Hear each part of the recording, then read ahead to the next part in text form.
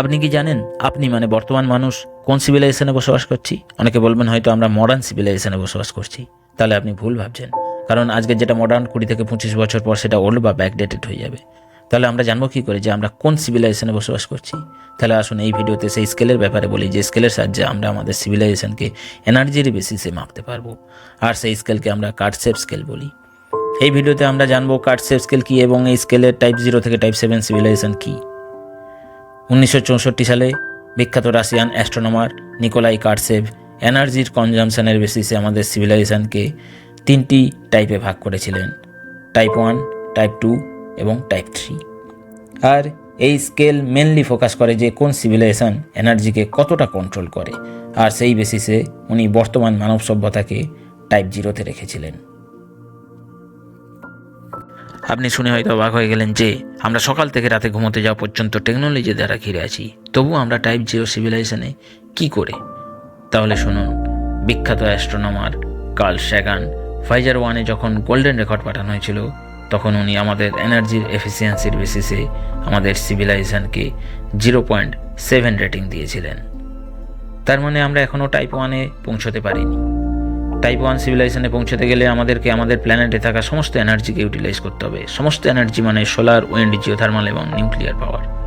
Type 1 civilisation হওয়ার পর weather প্যাটার্নকে আমরা কন্ট্রোল করতে পারবো, ন্যাচারাল ডিজাস্টারকেও প্রিভেন্ট করতে পারবো। কিছু অ্যাস্ট্রোনমার নিকোলাই কার্টসেভের স্কেলের রেঞ্জ বাড়িয়ে টাইপ 7 পর্যন্ত নিয়ে গিয়েছেন। এ তো এমন অবস্থা হয়ে গেল যে কোনো সিভিলাইজেশন সবে মাত্র আগুন জ্বালাতে শিখেছে আর তার সামনে নিউক্লিয়ার রিঅ্যাক্টর বানানোর টার্গেট চলে এসেছে। অ্যাকচুয়ালি এই স্কেলটি একটি লগারিদমিক স্কেল, যাতে প্রত্যেকটি ভ্যালু তার আগের ভ্যালুর থেকে এক্সপোনেনশিয়ালি বাড়তে থাকে। মানে আজকের 0.72 থেকে 0.73-তে পৌঁছতে গেলে অ্যাটলিস্ট 26% এনার্জি বেশি প্রডিউস করতে হবে। আর এই 0.01% বেশি এনার্জি ঠিক ততটাই এনার্জি যতটা একটি নতুন নিউক্লিয়ার পাওয়ার প্ল্যান্ট প্রডিউস করে। তার মানে এই স্পিডে আমাদেরকে টাইপ 1 সিভিলাইজেশনে পৌঁছতে গেলে আমরা 2371 সালে টাইপ 1 সিভিলাইজেশনে পৌঁছবো। কিন্তু এই স্পিডকে বুস্ট করতে পারে গ্লোবাল ওয়ার্মিং বা বড় কোনো ন্যাচারাল ক্যালামিটি।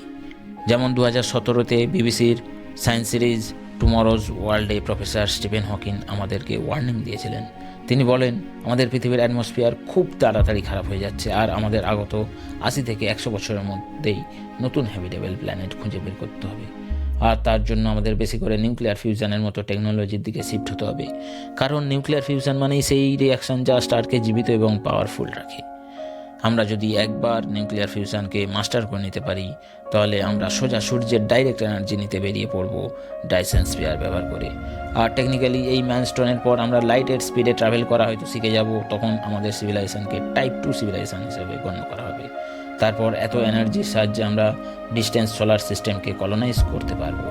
আর সেই বাড়তি কলোনির এনার্জির ডিমান্ড পূরণের জন্য সেই সমস্ত সোলার সিস্টেমের স্টারকেও ডাইসন স্পিয়ার দিয়ে কভার করতে হবে।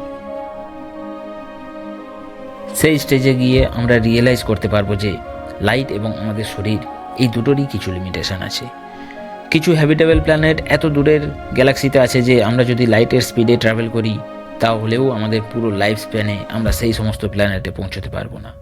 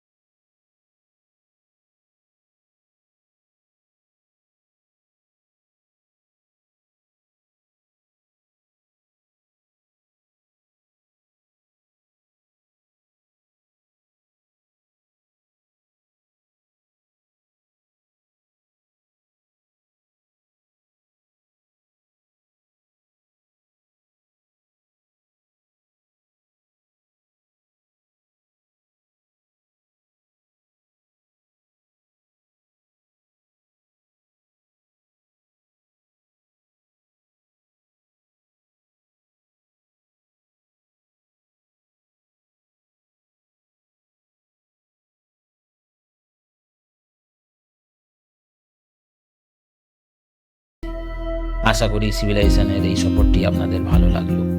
সিভিলাইজেশনের এই রকম ডেভেলপমেন্ট হওয়া কি আদৌ সম্ভব? এ ব্যাপারে আপনার কি মতামত তা অবশ্যই কমেন্ট করে জানাবেন। ভিডিওটি ভালো লাগলে অবশ্যই শেয়ার করবেন। ভালো থাকবেন, দেখা হবে পরের ভিডিওতে।